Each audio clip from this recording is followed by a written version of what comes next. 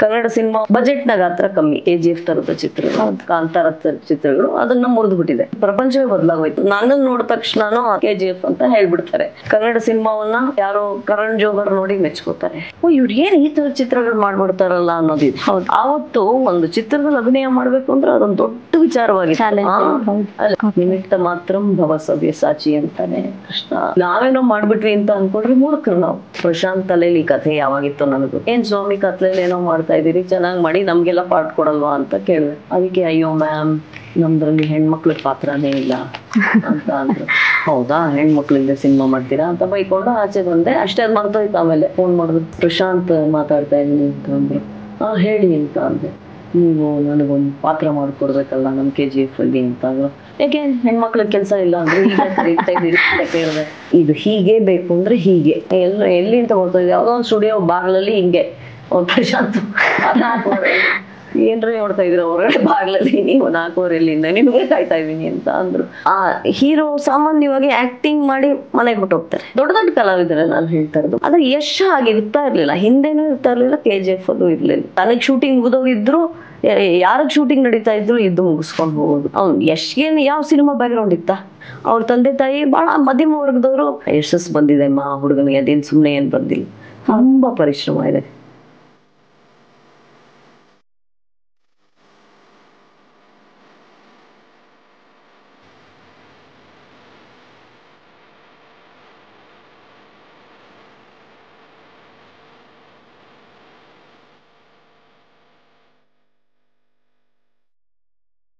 Madam, ತಾವು ಬೇರೆ ಬೇರೆ ಚಿತ್ರರಂಗಗಳಲ್ಲಿ ಅಂದ್ರೆ ತಮಿಳ್ ಇರಬಹುದು, ಮಲಯಾಳಂ, ಕನ್ನಡ, ಬೇರೆ ಬೇರೆ ಇಂಡಸ್ಟ್ರಿಯಲ್ಲಿ ತಾವು ವರ್ಕ್ ಮಾಡಿದ್ದೀರಾ.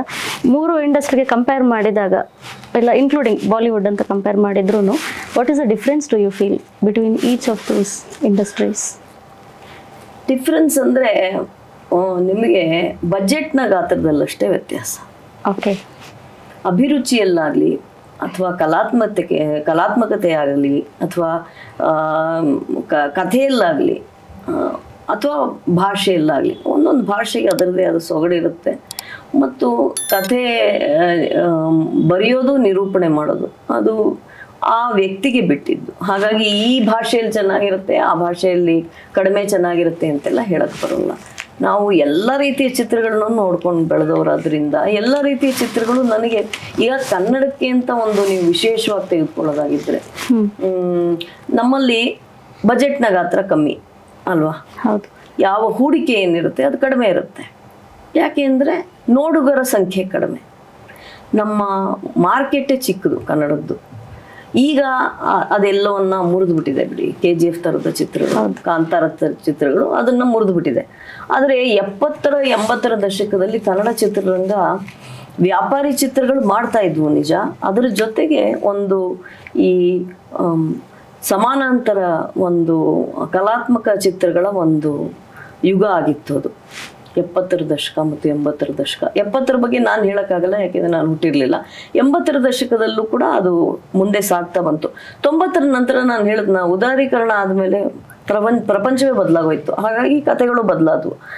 ಯಾಕೆ ಇದನ್ನು ಹೇಳ್ತಾ ಇದ್ದೀನಿ ಅಂದರೆ, ಆವತ್ತಿನ ಕಾಲಕ್ಕೆ ನಾವು ಕನ್ನಡ ಚಿತ್ರ ಅಂದ ತಕ್ಷಣ ಅವರೆಲ್ಲ ನೆನಪಿಸ್ಕೋತಾ ಇದ್ದಿದ್ದು ಗಿರೀಶ್ ಕಾಸರವಳ್ಳಿನ, ಅನಂತ ಮೂರ್ತಿಗಳು ಬರೆದಿದ್ದ ಕಥೆಗಳನ್ನ, ಈ ಥರದನ್ನ ಜ್ಞಾಪಿಸ್ಕೊಳ್ಳೋರು. ಗಿರೀಶ್ ಕಾರ್ನಾಡ್ ರಚನೆ ಇರಬಹುದು, ಚೋಮನ್ ದುಡಿ ಥರದ ಚಿತ್ರಗಳನ್ನ, ಇದನ್ನೆಲ್ಲ ಹೊರಗಡೆ ಹೋದಾಗ, ನಾನು ಹೇಳೋದು ಕರ್ನಾಟಕ ಬಿಟ್ಟು ಹೊರಗೆ ಹೋದಾಗ ಅವರೆಲ್ಲರೂ ಸ್ಮರಿಸ್ಕೋತಾ ಇದ್ರು. ಇವತ್ತು ನನ್ನನ್ನು ನೋಡಿದ ತಕ್ಷಣನೋ ಅಥವಾ ಕನ್ನಡ ಅಂದ ತಕ್ಷಣನೋ KGF ಅಂತ ಹೇಳ್ಬಿಡ್ತಾರೆ. ಹಾಗಾಗಿ ಅವರಿಗೆ ಕನ್ನಡದ ಬಗ್ಗೆ ಒಂದು ರೀತಿಯ ಆಕರ್ಷಣೆಯೂ ಇದೆ, ಒಂದು ರೀತಿಯ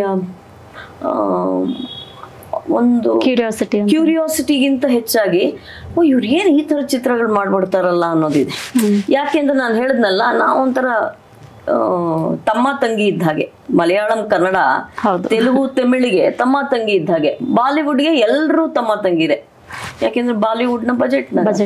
ಬಟ್ ಇವತ್ತು ಆ ಎಲ್ಲ ಗೆರೆಗಳನ್ನ ಅಳಿಸುವಂತಹ ಒಂದು ಕೆಲಸ ಆಗೋಗಿದೆ ವಿತ್ OTT. ಈ ಕೋವಿಡ್ ಬಂದಾಗ OTT ತುಂಬ ವಿಶ್ವದಾದ್ಯಂತ ಅದು ಮನ್ನಣೆಯನ್ನು ಪಡ್ಕೊಳ್ತು. ಯಾಕೆ ಅಂದರೆ ಮನೇಲಿ ಕೂತ್ಕೋಬೇಕಾಗಿತ್ತು ಎಲ್ಲರೂ. ಮನೇಲಿ ಕೂತಾಗ ಚಿತ್ರ ಪ್ರದರ್ಶನವನ್ನು ನೀವು ಯಾವುದೇ ಚಿತ್ರರಂಗ ಮಂದಿರಲ್ಲಿ ಮಾಡೋಕ್ಕಾಗಲ್ಲ ಅಂದಾಗ ಮನೆಯಲ್ಲಿ ನೋಡ್ತಾ ಶುರು ಮಾಡಿದಾಗ ಎಲ್ಲ ಭಾಷೆನೂ ನೋಡೋಕೆ ಶುರು ಮಾಡಿದ್ವು, ಸಬ್ ಟೈಟಲ್ಸ್ ಹಾಕೋಕೆ ಶುರು ಮಾಡಿದ್ರು. ಕೊರಿಯನ್ ಚಿತ್ರಗಳು ಅದು ಇದು ಎಲ್ಲವೂ ನೋಡೋಕೆ ಸಾಧ್ಯ ಆಯಿತು. ಅಲ್ಲಿವರೆಗೂ ನೀವು ವಿದೇಶಿ ಚಿತ್ರಗಳನ್ನ ನೋಡಬೇಕು ಅಂದರೆ ಯಾವುದಾದ್ರೂ ಒಂದು ಫಿಲ್ಮ್ ಫೆಸ್ಟಿವಲ್ಗೆ ಹೋಗಬೇಕಾಗಿತ್ತು, ಅಂತಾರಾಷ್ಟ್ರೀಯ ಚಿತ್ರೋತ್ಸವಕ್ಕೆ ಹೋಗಬೇಕಾಗಿತ್ತು. ಅದೆಲ್ಲವೂ ಬದಲಾಯಿತು. ಅದು ಬದಲಾಗ್ತಾ ಆ ಭಾಷೆಗಳ ಗೆರೆಗಳು ಹೊರಟೋಗಿವೆ. ಇವತ್ತು ಯಾವುದೋ ಒಂದು ತೆಲುಗು ಸಿನಿಮಾನ ನಾವು ಕನ್ನಡದಲ್ಲೇ ನೋಡ್ತಾ ಇದ್ದೀವಿ. ಹೌದು, ಕನ್ನಡ ಸಿನಿಮಾವನ್ನ ಯಾರೋ ಕರಣ್ ಜೋಹರ್ ನೋಡಿ ಮೆಚ್ಕೋತಾರೆ. ಹೀಗೆ ಒಂದು ಒಟ್ಟು ವಾತಾವರಣ ಬದಲಾಗೋಗಿದೆ, ಭಾಷೆಗಳ ಗೆರೆಗಳು ಅಳಿಸೋಗಿವೆ. ಈಗ ನಾವೇನಿದ್ರು ಈ ಭೌಗೋಳಿಕವಾಗಿ ಭಾರತದ ಚಿತ್ರರಂಗವನ್ನ ಅಥವಾ ಭಾರತೀಯ ಚಿತ್ರಗಳನ್ನ ಅಥವಾ ಕನ್ನಡದ ಚಿತ್ರಗಳನ್ನ ವಿದೇಶಕ್ಕೆ ಇನ್ನು ಹೆಚ್ಚು ಹೇಗೆ ಕೊಂಡು ಹೋಗೋದು ಅನ್ನೋದು ನಮ್ಮ ಗುರಿಯಾಗಿರಬೇಕು ಅಂತ ನನಗನ್ಸುತ್ತೆ. ನಾವು KGF 1 ಮಾಡಿದಾಗಲೇ ಚೈನೀಸ್ನಲ್ಲಿ ಅದನ್ನು ಡಬ್ ಮಾಡಿದ್ರು. ನನಗೆ ಒಂದು ದಿವಸ ಅವರು ಮ್ಯಾನೇಜರ್ ಫೋನ್ ಮಾಡಿ ಪಾಸ್ಪೋರ್ಟ್ ಬೇಕು ಅಂದರು. ಯಾಕೆ, ಎಲ್ಲರೂ ಕರ್ಕೊಂಡು ಹೋಗ್ತಾ ಇದ್ದೀರಾ ಅಂತ ಕೇಳಿದೆ. ಇಲ್ಲ, ಅವರು ಚೈನೀಸ್ನವ್ರಿಗೆ ಡಬ್ ಮಾಡೋಕ್ಕೆ ಈ ಮುಖ್ಯ ಕಲಾವಿದರ ಪಾಸ್ಪೋರ್ಟ್ ಬೇಕಂತೆ ಅಂತ ಅಂದರು. ಅಷ್ಟೇನಾ, ಚೈನಾದಲ್ಲಿ ಶೂಟಿಂಗ್ ಮಾಡ್ತೀರೇನೋ ಅಂದ್ಕೊಂಡೆ ಅಂತ ಅಂದೆ. ಹಾಗೆ ಒಟ್ಟು ಇವತ್ತಿನ ವಾತಾವರಣ ಬದಲಾಗೋಗಿದೆ, ಹಿಂದಿನ ಹಾಗಿಲ್ಲ. ಮೇಡಮ್, ತಾವು ಮಾಡಿರುವಂತಹ ಯಾವುದೇ ಸಿನಿಮಾದಲ್ಲಿ ತಾವು ಮಾಡಿರುವಂತಹ ಪಾತ್ರಗಳು ಅದು ಐದರ್ ಮೇನ್ ಕ್ಯಾರೆಕ್ಟರ್ ಇರ್ಬೋದು, ಇಲ್ಲ ಪೋಷಕ ಪಾತ್ರಗಳೇ ಇರ್ಬೋದು, ಆಲ್ ಆರ್ ಡೈನಾಮಿಕ್. ಪ್ರತಿಯೊಂದು ವಿಚಾರದಲ್ಲೂ ಆ ಒಂದು ಕ್ಯಾರೆಕ್ಟರ್ನ ಯಾರೋ ಜನಗಳು ಮರೆಯೋ ಥರ ಇರಲ್ಲ. ಐದರ್ ನೀವು ಅಂತ ಕ್ಯಾರೆಕ್ಟರ್ನ ಚೂಸ್ ಮಾಡ್ತಿರೋ, ಇಲ್ಲ ಕ್ಯಾರೆಕ್ಟರ್ ನಿಮ್ಮನ್ನು ಚೂಸ್ ಮಾಡ್ಕೊಂಡು ಬರುತ್ತೋ ಗೊತ್ತಿಲ್ಲ. So how selective you are in choosing roles? ಎರಡೂ ನಡೆಯುತ್ತೆ ಅಂತಲೇ ಅಂದ್ಕೋತೀನಿ. ನಮ್ಮ ಹಣೆಯಲ್ಲಿ ಏನು ಬರೆದಿದೆಯೋ ಅದು ನಮಗೆ ದಕ್ಕತ್ತೆ. ನಾವು ಪ್ರಯತ್ನ ಪಡೋದು ಅನ್ನೋದು ದಕ್ಕದ ಮೇಲೆ ನಾವು ಪಡುವ ಪರಿಶ್ರಮ ಅಷ್ಟೇ ಬಿಟ್ರೆ, ಈ ಪಾತ್ರ ನನಗೆ ಬೇಕು ಅಂತ ಹುಡುಕೊಂಡು ಹೋಗೋಕ್ಕಾಗಲ್ಲ. ಆ ಪಾತ್ರ ಯಾರದೋ ತಲೆಯಲ್ಲಿದೆ ಅಂತ ನಮಗೆ ಹೇಗೆ ಗೊತ್ತಿರುತ್ತೆ ಅಲ್ವಾ? ಹಾಗಾಗಿ ಅದು ಎರಡೂ ನಡೆಯುತ್ತೆ ಅಂತ ಅನ್ಕೋತೀನಿ. ಅದರಲ್ಲಿ ಈಗ ನೋಡಿ, TN ಸೀತಾರಾಮ್ ಥರದ ನಿರ್ದೇಶಕರ ಜೊತೆಗೆ ಆ ಥರದ ಪಾತ್ರಗಳನ್ನ ನಾನು ನಿಭಾಯಿಸ್ಬೇಕಾಗಿತ್ತು ಅನ್ನೋದು ನನ್ನ ಯೋಗ ಅಲ್ವಾ, ನನ್ನ ಸೌಭಾಗ್ಯ. ಎಷ್ಟೋ ಲಕ್ಷಾಂತರ ಜನ ಹೆಣ್ಮಕ್ಳಿದ್ರು, ಅದ್ರಲ್ಲಿ ಯಾಕೆ ನನ್ನನ್ನು ಆಯ್ಕೆ ಮಾಡ್ಕೊಂಡ್ರು ಗೊತ್ತಿಲ್ಲ. ಇದಕ್ಕೆಲ್ಲ ನಾವು ಯಾವುದೇ ತರ್ಕಬದ್ಧವಾದ ಉತ್ತರಗಳನ್ನ ಹುಡ್ಕೋಕ್ಕಾಗಲ್ಲ. ಇದನ್ನ ರೀಸನಿಂಗು ಮಾಡೋಕ್ಕಾಗಲ್ಲ, ಲಾಜಿಕಲ್ ಆಗು ಇದು ಮಾಡೋಕ್ಕಾಗಲ್ಲ. ನಾನು ಹೀಗೆ being in the right place at the right time ಅಂತಾರೆ. ಹಾಗೆ ತಮಿಳಿನಲ್ಲಿ ಬಾಲಚಂದ್ರ ಥರದ ನಿರ್ದೇಶಕರು ಇವತ್ತು ಅವ್ರು ಕಾಲವಾಗಿದ್ದಾರೆ. ಅವ್ರ ಜೊತೆ ಕೆಲಸ ಮಾಡುವಂತಹ ಸದಾವಕಾಶ ಭಗವಂತ ಕಲ್ಪಿಸ್ಕೊಟ್ಟಿದ್ದು. ಅದು ನಾನೇನು ಹುಡ್ಕೊಂಡು ಹೋಗ್ಲಿಲ್ಲ, ಅದು ನನ್ನ ಬಾಗ್ಲಿಗೆ ಬಂತು. ಹಾಗಾಗಿ ನಾನು ತುಂಬಾ ಈ ಅನೇಕರು, ಈಗ ಫಾರ್ ಎಕ್ಸಾಂಪಲ್ ಅವಿನಾಶೇ ತಗೊಂಡ್ರೆ, ಅವಿನಾಶು ಅವ್ರ ಜೊತೆಗೆ ದೇವರಾಜು, ಈಗ ದೊಡ್ಡ ಕಲಾವಿದರಾಗಿರುವಂಥ ದೇವರಾಜು, ಇವರೆಲ್ಲ ತುಂಬಾ ಸಿನಿಮಾದಲ್ಲಿ ಬರೋದಕ್ಕೆ ಪ್ರಯತ್ನ ಮಾಡಿದ ಕಥೆಗಳನ್ನ ನಾನು ಕೇಳಿದ್ದೇನೆ. ಹೇಗೆ ಹೋಗಿ ಡೈರೆಕ್ಟರ್ಗಳ ಮನೆ ಬಾಗಿಲು ಕಾಯೋರು, ಹೇಗೆ ದಿವಸಗಟ್ಲೆ ಕಾಯಿಸೋರು ಅವರು. ಯಾಕೆಂದ್ರೆ ಎಲ್ಲವೂ ತುಂಬಾ ರೆಸ್ಟ್ರಿಕ್ಟೆಡ್ ಆಗಿತ್ತು. ಇವತ್ತಿನ ತರ ಫೋನಲ್ಲಿ ಕ್ಯಾಮರಾ ಇಲ್ವಲ್ಲ. ಆವತ್ತು ಒಂದು ಚಿತ್ರದಲ್ಲಿ ಅಭಿನಯ ಮಾಡ್ಬೇಕು ಅಂದ್ರೆ ಅದೊಂದು ದೊಡ್ಡ ವಿಚಾರವಾಗಿತ್ತು. ಅಲ್ಲ, ಎಷ್ಟೋ ಕೋಟ್ಯಾಂತರ ಜನ ಬರ್ತಾರೆ, ಅದ್ರಲ್ಲಿ ಒಬ್ಬರು ಆಯ್ಕೆ ಆಗ್ಬೇಕು, ಆ ಥರದ್ದಿತ್ತು. ಇವತ್ತು ಹಾಗೆ ಇದೆ. ಆದ್ರೆ ನಾನು ಹೇಳೋದು, ಇವತ್ತು ನನಗೆ ಯಾವುದೋ ಒಂದು ಸಿನಿಮಾದಲ್ಲಿ ಪಾರ್ಟ್ ಸಿಗದೆ ಇದ್ರೆ ನಾನೇ ಒಂದು ಶಾರ್ಟ್ ಫಿಲ್ಮ್ ಮಾಡಿ ಅದನ್ನ ಯಾವುದೋ ಯೂಟ್ಯೂಬಲ್ಲಿ ಹಾಕ್ಬಿಡ್ಬೋದು. ಅವತ್ತಿನ ಕಾಲಕ್ಕೆ ಆ ಅವಕಾಶಗಳಿರ್ಲಿಲ್ಲ, TV ಕೂಡ ಇರಲಿಲ್ಲ. ಸೊ ಆ ಥರದ ಸ್ಟ್ರಗಲ್ ನಾನು ಮಾಡಿಲ್ಲ. ತುಂಬಾ ಜನ ಮಾಡಿದ್ದಾರೆ, ನನಗೆ ಗೊತ್ತು. ಅನೇಕರು ತುಂಬಾ ನನ್ನೊಟ್ಟಿಗೆ ಈಗ ನನ್ನ ಸಮಕಾಲೀನರೇ ಅವತ್ತಿನ ಕಾಲಕ್ಕೆ ಆಲ್ಬಮ್ ಮಾಡಿಸಿ ಒಬ್ಬೊಬ್ಬರೇ ಡೈರೆಕ್ಟರ್ ಮನೆಗೆ ಹೋಗಿ ಅವಕಾಶ ಕೇಳಿ ಅವರು ಆಯಿತು ಅಂತ ಹೇಳಿ ಕಳಿಸಿ, ಕೆಲವು ಸಿನಿಮಾಗಳಲ್ಲಿ ಪಾತ್ರ ಕೊಟ್ಟು ಆಮೇಲೆ ಕೊಡದೆ, ಅಥವಾ ಕೊಟ್ಟಾದ್ಮೇಲೂ ಆ ಸಿನಿಮಾ ರಿಲೀಸ್ ಆಗದೆ, ಹೀಗೆ ಅನೇಕರು ಇದ್ದಾರೆ. ಆ ಥರದ್ದು ನೋಡಿದ್ರೆ ನನಗೆ ತುಂಬ ನಾನೇನು ಸ್ಟ್ರಗಲ್ ಮಾಡಿಲ್ಲ ಅಥವಾ ಹುಡುಕಾಟ ಮಾಡಿಲ್ಲ. ಹೆಚ್ಚು ಪಾತ್ರಗಳು ನನ್ನನ್ನೇ ಹುಡುಕೊಂಡು ಬಂದಿವೆ. ಅದು ಭಗವಂತನ ಕೃಪೆ ಅಂತ ಅಂದ್ಕೋಬೇಕು. ಆ ವಯಸ್ಸಿನಲ್ಲಿ ನಮ್ಗೆ ಅವೆಲ್ಲ ಗೊತ್ತಾಗಲ್ಲ. ಒಂದು ವಿವೇಕ ಬರುತ್ತಲ್ಲ, ಒಂದು 35-40 ದಾಟಿದಾಗ ಒಂದು ವಿವೇಕ ಬರುತ್ತೆ. ಅದು ಈಗ ಬಂದಿದೆ ಅಂತ ನನಗನ್ಸುತ್ತೆ. ಹಾಗಾಗಿ ಅವರ ಪೈಕಿ ನಾನು ತಗೊಳ್ಳೋದಾಗಿದ್ರೆ I am just lucky, that's all. Yes, how lucky do you feel in life? Lucky to be the chosen one ಅಲ್ವಾ. ಈಗ ನಾನು ಆಗ್ಲೇ ಹೇಳಿದ್ನಲ್ಲ, TN ಸೀತಾರಾಮ್ ಅವರ ನಾಯಕಿ. ಅವ್ರು ಈಗಲೂ ಯಾವುದಾದ್ರು ಫಂಕ್ಷನಲ್ಲಿ ಕೇಳಿದ್ರೆ ಯಾರು ನಿಮಗೆ ಬಹಳ ಇಷ್ಟವಾದ ನಾಯಕಿ ಅಂದರೆ ಮಾಲವಿಕಾ ಅಂತ ಹೇಳ್ತಾರೆ. ಹಾಗೆ ಹೇಳಿಸ್ಕೊಳ್ಳೋದಕ್ಕೆ ನಾನು ಪಡ್ಕೊಂಡು ಬಂದಿದ್ದದು ಅಷ್ಟೇ. ಅದನ್ನೇನು ವಿಶ್ಲೇಷಣೆ ಮಾಡೋಕ್ಕೇನೂ ಇಲ್ಲ, ನಾನೇ ಏನೋ ಮಾಡಿಬಿಟ್ಟೆ ಅಂತಲ್ಲ. ಅದೆಲ್ಲವೂ ನನ್ನ ಮೂಲಕವಾಗಿ ಆಗಿದೆ ಅಂತ ಅಷ್ಟೇ ಅನ್ಕೋಬೇಕು ನಾನು. ನಿಮಿತ್ತ ಮಾತ್ರಂ ಭವ ಸವ್ಯಸಾಚಿ ಅಂತಾನೆ ಕೃಷ್ಣ ಅರ್ಜುನನ್ ನೋಡಿ, ಹಾಗೆ ನೀನ್ you are just an instrument in the hands of God. ನೀನ್ ಕೇವಲ ಒಂದು ಸಾಧನ ಅಷ್ಟೇ, ನೀವು ಕೇವಲ ಒಂದು ಮಾರ್ಗವಷ್ಟೇ ಸತ್ಯವನ್ನ ಪ್ರಪಂಚಕ್ಕೆ ತಿಳಿಸೋಕೆ ಅಂತ. ಹಾಗೆ ನಾವೇನೋ ಮಾಡ್ಬಿಟ್ವಿ ಅಂತ ಅನ್ಕೊಂಡ್ರೆ ಮೂರ್ಖರು ನಾವು.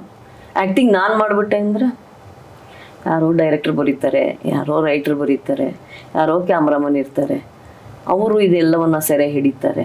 ನಮ್ಮ ಪ್ರಯತ್ನ ಅವ್ರು ಹೇಳ್ಕೊಟ್ಟಿದ್ದನ್ನ ನಿಭಾಯಿಸೋದಷ್ಟೇ. ಅದನ್ನ ಸಮರ್ಥವಾಗಿ ಮತ್ತು ಸಂಪೂರ್ಣ ಮನಸ್ಸಿನೊಂದಿಗೆ ಶ್ರದ್ಧೆಯಿಂದ ಮಾಡೋದು ಅಷ್ಟೇ. ಬಿಟ್ರೆ ನಾವೇನೋ ಮಾಡ್ಬಿಟ್ವಿ ಅಂತ ಅನ್ಕೊಳ್ಳೋದೆಲ್ಲ ಮೂರ್ಖತನ. KGF ಎನ್ನುವಂತಹ ಒಂದು ಸಿನಿಮಾ ಕರ್ನಾಟಕದ ಹೆಮ್ಮೆ, ಒಂದು ಕನ್ನಡದ ಚಿತ್ರವನ್ನ ವಿಶ್ವದಾದ್ಯಂತ ಪರಿಚಯಿಸಿಕೊಟ್ಟಂತ ಹೆಗ್ಗಳಿಕೆ ಏನಿದ್ರು ಮೊದಲು ಹೋಗುವಂಥದ್ದು KGFಗೆ. ದೀಪಾ ಹೆಗ್ಡೆಯಾಗಿ ತಾವು ಅದರಲ್ಲಿ ಒಂದು ಅತ್ಯುತ್ತಮವಾದಂತಹ ಒಂದು ಜವಾಬ್ದಾರಿಯನ್ನ, ಆ ಒಂದು ಕ್ಯಾರೆಕ್ಟರ್ ಅನ್ನ ತಾವು ನಿಭಾಯಿಸಿದ್ದೀರಾ. ಅದರ ಒಂದು ಯಶಸ್ಸಿನ ನಂತರ ವೈಯಕ್ತಿಕವಾಗಿ ಇಲ್ಲ ಪ್ರೊಫೆಷನಲ್ ಆಗಿ ನಿಮಗೆ ಹೇಗೆ ಇಂಪ್ಯಾಕ್ಟ್ ಆಯ್ತು ಅದು? KGF ಇದನ್ನ ನಾನೇಕ್ ಸತಿ ಹೇಳಿದ್ದೀನಿ, ಇನ್ನೊಂದ್ಸತಿ ಉಲ್ಲೇಖ ಮಾಡೋದ್ರಲ್ಲಿ ನನಗೇನು ಬೇಜಾರಿಲ್ಲ, ನೋಡೋರು ಬೇಜಾರು ಮಾಡ್ಕೋಬಾರ್ದು ಅಷ್ಟೇ. KGF ಮಾಡಕ್ ಶುರು ಮಾಡಿದ್ದವ್ರು 2015-16 15-16 ಸಮಯದಲ್ಲಿ ಅವರು ಚಿತ್ರೀಕರಣ ಮಾಡಕ್ ಶುರು ಮಾಡಿದ್ರು. ಪ್ರಶಾಂತ್ ತಲೆಯಲ್ಲಿ ಈ ಕಥೆ ಯಾವಾಗಿತ್ತೋ ನನಗೆ ಗೊತ್ತಿಲ್ಲ. ಒಟ್ಟು ನಾನು ಅವ್ರು ಒಂದ್ ದಿವ್ಸ ಯಶ್ನ ಈ ರಕ್ಷಾ ಬಂಧನದ ದಿವಸ ಎಲ್ಲಿರ್ತೀಯಪ್ಪ ಅಂತ ಹುಡ್ಕೊಂಡು ಹೋದಾಗ, ನಾನು ಹೀಗೊಂದು ಸ್ಟುಡಿಯೋಲಿ ಇದ್ದೀನಿ, ನಾವು ಶೂಟಿಂಗಲ್ಲಿ ಇದ್ದೀವಿ ಬನ್ನಿ ಅಂತ ಅಂದರು. ಸರಿ ಅಂತ ಅಲ್ಲಿ ಹೋಗಿದ್ದೆ. ಆಮೇಲೆ ಅವ್ರಿಗೆಲ್ಲ ನಾನು ಈ ಸಿಹಿ ಎಲ್ಲ ತೊಗೊಂಡು ಹೋಗಿದ್ದೆ. ರಕ್ಷಾ ಬಂಧನದ ಕಾರ್ಯಕ್ರಮ ಆದಮೇಲೆ ಬನ್ನಿ ನಮ್ಮ ಸೆಟ್ ನೋಡಿ ಅಂತ ಕರ್ಕೊಂಡು ಹೋದರು. ಆ ಸೆಟ್ಟು ಫುಲ್ಲು ಗುಹೆ ಥರ ಇತ್ತು, ಕತ್ಲೆ ಏನೂ ಇಲ್ಲ, ಲೈಟ್ ಇಲ್ಲ, ಏನಿಲ್ಲ, ಎಲ್ಲ ನಾನೇ ಎಡವು ಬೀಳ್ತಾ ಇದ್ದೆ. ಏನಪ್ಪ ಈ ಕತ್ಲೆಯಲ್ಲಿ ಏನು ಮಾಡ್ತಾ ಇದ್ದೀರಾ ಅಂತ ಕೇಳಿದೆ. ಶೂಟಿಂಗ್ ಅಂದ್ರೆ ಲೈಟ್ ಹಾಕೊಂಡು ಮಾಡೋದಲ್ವಾ, ಕತ್ಲೆಯಲ್ಲಿ ಏನು ಮಾಡ್ತಾ ಇದ್ದೀರಾ ನೀವೆಲ್ಲ ಅಂದೆ. ಅವಾಗ ಇಲ್ಲ, ಇದು ಒಂದು ಗಣಿಯ ಕಥೆ, ಗಣಿ ಒಳಗಡೆ ನಡೆಯುವಂಥ ಕತೆ ಅಂತ ಹೇಳಿದ್ರು. ಹಾಗಾಗಿ ನೀವೆಲ್ಲ ದೀಪಗಳನ್ನೆಲ್ಲ ಆರಿಸ್ಕೊಂಡು ಕೂತಿದ್ದೀರಾ ಅಂತ. ಅಲ್ಲೆಲ್ಲೋ ಒಂದು ಮೂಲೆಯಲ್ಲಿ ಒಂದು ಚೇರ್ ಹಾಕ್ಕೊಂಡು ಪ್ರಶಾಂತ್ ಕೂತಿದ್ರು. ನನಗೆ ಪ್ರಶಾಂತ್ನ ಪರಿಚಯ ಇರಲಿಲ್ಲ. ಅವರ ಉಗ್ರಂನಲ್ಲಿ ಆ್ಯಕ್ಟ್ ಮಾಡಿದ್ದು ಅವಿನಾಶ್. ನನಗೆ ಅವ್ರು ಒಳ್ಳೆ ನಿರ್ದೇಶಕ ಅಂತ ಗೊತ್ತಿತ್ತು, ಬಿಟ್ಟರೆ ಬೇರೆ ಹೆಚ್ಚಿನ ಪರಿಚಯ ಇರಲಿಲ್ಲ. ಸೊ ಯಶ್ ಕರ್ಕೊಂಡೋಗಿ ಇವರೇ ನಮ್ಮ ಡೈರೆಕ್ಟ್ರು ಅಂತೆಲ್ಲ ಹೇಳಿದಾಗ, ಏನು ಸ್ವಾಮಿ ಕತ್ಲೆಯಲ್ಲಿ ಏನೋ ಮಾಡ್ತಾ ಇದ್ದೀರಿ, ಚೆನ್ನಾಗಿ ಮಾಡಿ ನಮಗೆಲ್ಲ ಪಾರ್ಟ್ ಕೊಡಲ್ವಾ ಅಂತ ಕೇಳಿದೆ. ಅದಕ್ಕೆ ಅಯ್ಯೋ ಮ್ಯಾಮ್ ನಮ್ದ್ರಲ್ಲಿ ಹೆಣ್ಮಕ್ಳಿಗೆ ಪಾತ್ರನೇ ಇಲ್ಲ ಅಂತ ಅಂದರು. ಹೌದಾ, ಹೆಣ್ಮಕ್ಳಿಂದ ಸಿನಿಮಾ ಮಾಡ್ತೀರಾ ಅಂತ ಬೈಕೊಂಡು ಆಚೆ ಬಂದೆ. ಅಷ್ಟೇ ಅದು ಮರ್ತೋಯ್ತು. ಆಮೇಲೆ ಮರ್ತೋಯ್ತು ಅಂದರೆ ನನ್ನ ತಲೆಯಿಂದ ಹೊರಟೋಯ್ತು. ಆಮೇಲೆ 2018 ಚುನಾವಣೆ ಟೈಮ್, ಅವಾಗ ಚುನಾವಣೆ ನಡೀತಾ ಇತ್ತು. ನಾನು ಓಡಾಡ್ಕೊಂಡಿದ್ದೆ ಚುನಾವಣೆಯಲ್ಲಿ ಊರು. ಅವಾಗ ಒಂದು ದಿವಸ ಫೋನ್ ಮಾಡಿದ್ರು. ಫೋನ್ ಮಾಡಿಬಿಟ್ಟು, ನಾನು ಏರ್ಪೋರ್ಟಲ್ಲಿದ್ದೆ, ಯಾವ ಏರ್ಪೋರ್ಟ್ ಅಂತ ಮರ್ತೋಗಿದೆ. ಫೋನ್ ಮಾಡಿದ್ರು, ಪ್ರಶಾಂತ್ ಮಾತಾಡ್ತಾ ಇದ್ದೀನಿ ಅಂತ ಅಂದರು. ಹೇಳಿ ಅಂತ ಅಂದೆ. ನೀವು ನನಗೊಂದು ಪಾತ್ರ ಮಾಡಿಕೊಡ್ಬೇಕಲ್ಲ ನಮ್ಮ KGF ಅಲ್ಲಿ ಅಂತ ಅಂದರು. ಯಾಕೆ ಹೆಣ್ಮಕ್ಳಿಗೆ ಕೆಲಸ ಇಲ್ಲ ಅಂದರೆ ಈಗ ಕರೀತಾ ಇದ್ದೀರಿ ಅಂತ ಕೇಳಿದೆ. ಅದಕ್ಕೆ ಇಲ್ಲ ನೀವು ಬರಬೇಕು ಮ್ಯಾಮ್ ಪ್ಲೀಸ್, ಅದು ಇದು ಅಂತೆಲ್ಲ ಅಂದರು. ಹೀಗೆ ನಾನು ಅಂದ್ಕೊಂಡಿದ್ದೀನಿ, ಈ ಥರದ್ದು ಬರಬೇಕು, ಹೀಗೊಬ್ಬ TV ಆ್ಯಂಕರು, ಜರ್ನಲಿಸ್ಟು ಆ್ಯರೋಗೆಂಟ್ ಆಗಿರಬೇಕು, ಅದು ಇದು ಏನೇನೋ ಎಲ್ಲ ಹೇಳಿದ್ರು. ಸರಿ ಆಯಿತು, ನಾನು ಈಗ ಎಲೆಕ್ಷನ್ ಇನ್ನೇನು ಚುನಾವಣೆ ಮುಗೀತಾ ಇತ್ತಾಗ, ಚುನಾವಣೆ ಕೆಲಸ ಇದೆಯಲ್ಲಪ್ಪ ಹೇಗೆ ಬರಲಿ, ಹಿಂಗಾದರೂ ಮಾಡಿ ಮಾಡಿಕೊಡಿ ಅಂತ ಅಂದರು. ಹಾಗೆ ಹೋಗಿದ್ದೆ KGF ಅಲ್ಲಿ ಪಾತ್ರ ಮಾಡೋದಕ್ಕೆ. ಅಲ್ಲಿ ಹೋದಾಗ ನನ್ನ other then the great Anant Nag ಅಷ್ಟೇ. ಇನ್ನು ಅವ್ರಿಗಿಂತ ಎಲ್ಲ ಆ್ಯಕ್ಟಿಂಗ್ ಅವ್ರು ಮಾಡ್ತಾರೆ, ನಾವು ಸುಮ್ಮನೆ ಜೊತೆಲಿದ್ರೆ ಸಾಕು ಅಂತ ಹೋಗಿದ್ದಷ್ಟೇ. ಯಾಕೆಂದ್ರೆ ಅವರಂತಹ ಮಹಾ ಕಲಾವಿದರು. ಅವ್ರ ಬಗ್ಗೆ ಎಷ್ಟು ಹೊಗಳಿದ್ರು ಸಾಲದು. ಮತ್ತು ಭಾರತ ಕಂಡಂತಹ ಅಪರೂಪದ ಕಲಾವಿದರಲ್ಲಿ ಅವರೊಬ್ಬರು. ಯಾವ ಕ್ಯಾರೆಕ್ಟರ್ ಕೊಟ್ಟರು ಅದೆಷ್ಟು ಸಮರ್ಪಕವಾಗಿ ಅವರು ಮಾಡ್ತಾರೆ. ಅವರ ವರ್ಸಟಾಲಿಟಿಗೆ ಸಾಟಿನೇ ಇಲ್ಲ. ಸೊ ಹಂಗಾಗಿ ನಾವಿಬ್ರು ಒಂಥರ ಫ್ರೆಂಡ್ಸ್ ಥರ. ಅನಂತನಾಗ್ ಸರ್ ತುಂಬ ಏನು ಈ ದೊಡ್ಡ ನಟ ಅಂತೆಲ್ಲ ಅವ್ರೇನಿರಲ್ಲ. ಅವ್ರೊಂಥರ ಭಾಳ ಸಿಂಪಲ್ ಆಗಿ ಪ್ರೀತಿಯಿಂದ ನಮ್ಮ ಜೊತೆ ಕೆಲಸ ಮಾಡುವಂತಹ ವ್ಯಕ್ತಿ. ನಾಗಾಭರಣರು ಇದ್ರು, ಗೋವಿಂದು ಇದ್ದ, ನಮ್ಮ ಗೋವಿಂದು, ಎಲ್ಲರೂ ಇದ್ರು. ಪ್ರಶಾಂತ್ ಏನೋ ಹೇಳಿದ್ರು. ಅವಾಗ ಗೊತ್ತಾಯ್ತು ಪ್ರಶಾಂತ್ನ ಒಂದು ಏನು ಹೇಳೋದು, ಅವರ ಪ್ರತಿಭೆ ಅಂತ ಹೇಳಬೇಕು, ಅಥವಾ ಅವರ ಶ್ರದ್ಧೆ ಅಂತ ಹೇಳಬೇಕು, ಅಥವಾ ನಿರ್ದೇಶಕನಾಗಿ ಅವರಿಗಿದ್ದಂತಹ ಒಂದು ಕಾನ್ಫಿಡೆನ್ಸ್, ಅದನ್ನು ಹೇಳಬೇಕು ನನಗೆ ಗೊತ್ತಾಗ್ತಾ ಇಲ್ಲ. ಇದು ಹೀಗೆ ಬೇಕು ಅಂದರೆ ಹೀಗೆ, ನೀವು ಅದನ್ನು ಒಂಚೂರು ಆ ಕಡೆ ಈ ಕಡೆ ಮಾಡಿದ್ರು ಅವ್ರಿಗೂ ಇಲ್ಲ ಮ್ಯಾಮ್ 1 more ಅಂದ್ಬಿಡೋರು. ಅಂದರೆ ಅವ್ರಿಗೆ ಯಾವುದೇ ಬೇಸರ ಮಾಡ್ಕೊಳ್ತಾ ಇರಲಿಲ್ಲ, ಇವ್ರೇನು ದೊಡ್ಡ ಕಲಾವಿದರು ಅಂತ. ಅವ್ರಿಗೇನು ಅದ್ರ ಬಗ್ಗೆ ಎಲ್ಲ ಯಾವ ಒಂದು ಅವರ ಪೂರ್ತಿ ಕಾನ್ಸಂಟ್ರೇಷನ್ ಇದ್ದಿದ್ದು ನನಗೆ ಹೀಗೆ ಈ ಪಾತ್ರಗಳು ನಡ್ಕೋಬೇಕು, ಹೀಗೆ ಈ ಪಾತ್ರಗಳ ನಿರ್ವಹಣೆ ಆಗ್ಬೇಕು ಅನ್ನೋದಷ್ಟೇ ಅವ್ರ ತಲೆಯಲ್ಲಿತ್ತು ವಿನಃ ನೀವು ಮಾಲವಿಕಾನೂ ಆಗಿರಿ, ನೀವು ನಾಗಾಭರಣ ಆಗಿರಿ, ನೀವು ಅನಂತ್ ನಾಗ್ ಅವ್ರು ಆಗಿರಿ, ಯಾರಾಗಿದ್ರು ಅವರು ಅದನ್ನ ತನ್ನ ತಲೆಗೆ ಹಾಕೋತಾ ಇರ್ಲಿಲ್ಲ. ಆ ಥರದ ಒಂದು ತನಗೇನ್ ಬೇಕು, ಬಹಳ ಕಡಿಮೆ ವಿರಳ ನಿರ್ದೇಶಕರಿಗೆ ಇಂಥದ್ದೇ ಬೇಕು ಅನ್ನುವ ಸ್ಪಷ್ಟತೆ ಇರೋದು ವಿರಳ. ಈಗಿನ ನಿರ್ದೇಶಕರು ಒಂದು ಸೀನ್ ಕೊಟ್ಬಿಟ್ಟು ನೀವು ಮಾಡಿ ಅಂತ ಹೇಳೋರೇ ಹೆಚ್ಚು. ಹಾಗಾಗಿ ಅದು ಬಹಳ ಒಂದು ಇಟ್ ವಾಸ್ ಎ ವೆರಿ ಕಷ್ಟದ ಅನುಭವ ಆಗಿತ್ತು. ಕಲಾವಿದರಿಗೆ ಆ ಥರದ ಚಾಲೆಂಜ್ ಕಡಿಮೆ, ಹೀಗೇ ಬೇಕು ಅಂತ ಹೇಳೋರು ಕಡಿಮೆ. ಇಲ್ಲ ಮ್ಯಾಮ್ ಇಷ್ಟೇ ಸಾಕು, ಅದು ಬೇಡ ಮೇಡಮ್, ಹೀಗೇನೋ ಮಾಡಿದ್ರಲ್ಲ ಅದು ಬೇಡ, ಕಣ್ಣು ಹೀಗೇನೋ ಮಾಡೋದಲ್ಲ ಅದು ಬೇಡ, ಹೀಗೆ ಇಟ್ಕೊಂಡು ಹೀಗೆ ಒಂದೊಂದನ್ನು ಡೀಟೇಲು ಹೀಗೇ ಬೇಕು ಅನ್ನುವಂತಹ ನಿರ್ದೇಶಕರಲ್ಲಿ ಪ್ರಶಾಂತ್ ಒಬ್ರು. ಅದು ಬಹಳ ಒಳ್ಳೆ ಅನುಭವ ಆಗಿತ್ತು. ಅದಾದ್ಮೇಲೆ ಅದು ಒನ್ ಮೋರ್ ಫಿಲ್ಮ್ ಅಲ್ಲ ನಮಗೆ. ಸೊ ಅದಾದ್ಮೇಲೆ ಬೇರೆ ಕೆಲಸಗಳು ಕೊಟ್ಟೋಗಾಯ್ತು. ಯಾವಾಗ ಆ ಸಿನಿಮಾ ರಿಲೀಸಿಗೆ ಬಂತು ಆವಾಗ ಒಂದಷ್ಟು ಅದ್ರ ಬಗ್ಗೆ ಸದ್ದಾಯಿತು. ಆಗ್ಲೂ ಕೂಡ ನಾನು ಈಗ KGFಗೆ ಇರುವಂತಹ ಮನ್ನಣೆ ವಿಶ್ವಾದ್ಯಂತ ಆ ಥರದ್ದೆಲ್ಲ ವಾತಾವರಣ ಏನಿರಲಿಲ್ಲ. ಒಂದು ಒಳ್ಳೆ ಕನ್ನಡ ಸಿನಿಮಾ ಬರ್ತಾ ಇದೆ, ಇಷ್ಟು ವರ್ಷ ಮಾಡಿದ್ದಾರೆ, ಇಷ್ಟೊಂದು ಖರ್ಚು ಮಾಡಿದ್ದಾರೆ, ಅದೇನಿದೆಯಪ್ಪ ಅನ್ನೋ ಕುತೂಹಲ ಕನ್ನಡಿಗರಿಗೆ ಮಾತ್ರ ಇತ್ತು ಅವಾಗ. ಇವರು ಒಂದಿನ ರಾತ್ರಿ ನನಗೆ 11:30 12 ಗಂಟೆಗೋ ಏನೋ, ನಾನು ಮಲ್ಕೊಳ್ಳೋದು ಲೇಟೆ, ಅದು ಯಶ್ಗೂ ಗೊತ್ತು. ಸೊ ಏನಾಯ್ತು, ಒಂದಿನ ಫೋನ್ ಮಾಡಿದ್ರು. ಫೋನ್ ಮಾಡಿದ್ದೆ, ಈಗಲೇ ಬರೋಕ್ಕಾಗತ್ತಾ ಸ್ಟುಡಿಯೋಗೆ ಅಂತ ಅಂದರು. ಪ್ರಶಾಂತ್ ಇದ್ದರು, ಯಶ್ ಇಬ್ಬರು. ರಾತ್ರಿ 12:30 ಏನಪ್ಪ ಏನು ಮಾಡಕ್ಕೆ ಬರ್ಬೇಕು ನಾನು, ಏನರೋ ಮಾಡಿಸ್ತಾ ಇದ್ದೀರಾ ನನ್ನ ಕೈಲಿಂದ? ಇಲ್ಲ ಅದು ಒಂದು ಸ್ವಲ್ಪ ಡಬ್ಬಿಂಗ್ ಮಾಡಬೇಕು, ಹಿಂದಿದು ಅದರದ್ದೆಲ್ಲ ನೀನು ಬಂದು ಮಾಡಿಕೊಡ್ತೀಯ ಅಂತ. ರಾತ್ರಿ 12 ಗಂಟೆಲಿ ಹೇಗಿರುತ್ತೋ ವಾಯ್ಸು ಎಲ್ಲ ಕೂತು ಹೋಗಿರಲ್ವಾ, ಬೆಳಗ್ಗೆ ಬರ್ತೀನಿ ಇಡು ಅಂತ ಅಂದೆ. ಹಾಗೆ ಬೆಳಗ್ಗೆ ಒಂದು 4:30 ಇರಬೇಕೇನೋ, ಬೆಳಗ್ಗೆ ಹರಿತಾ ಇದ್ದ ಹಾಗೆ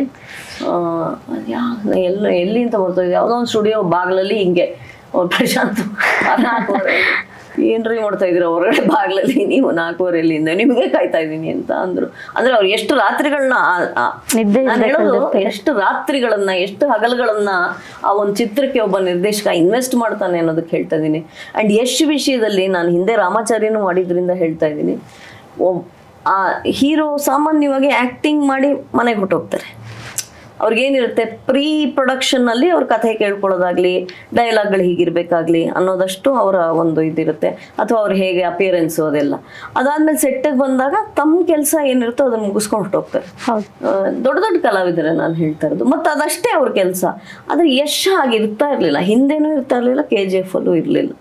ಅಂದರೆ ಪ್ರತಿಯೊಂದಕ್ಕೂ ನಿಂತ್ಕೋತಾ ಇದ್ದಂಥದ್ದು, ಅಥವಾ ಈಗ ತನಗೆ ಶೂಟಿಂಗ್ ಮುಗಿದೋಗಿದ್ರು, ಯಾರಿಗೆ ಶೂಟಿಂಗ್ ನಡೀತಾ ಇದ್ರು ಇದ್ದು ಮುಗಿಸ್ಕೊಂಡು ಹೋಗೋದು, ಈ ಥರದ ಬಹಳ ವಿಶೇಷವಾದ ಗುಣಗಳು ಯಶಲ್ಲಿದೆ. ಹಾಗೆ ನನಗೆ ಭಾಳ ಆಶ್ಚರ್ಯ ಆಯಿತು ಬಾಗಿಲಲ್ಲಿ ನಿಂತಿದ್ದನ್ನು ನೋಡಿ. ಸರಿ ಬನ್ರಪ್ಪ ಅದೇನು ಮಾಡಿಸ್ತಿರೋ ಮಾಡಿ ಅಂತ.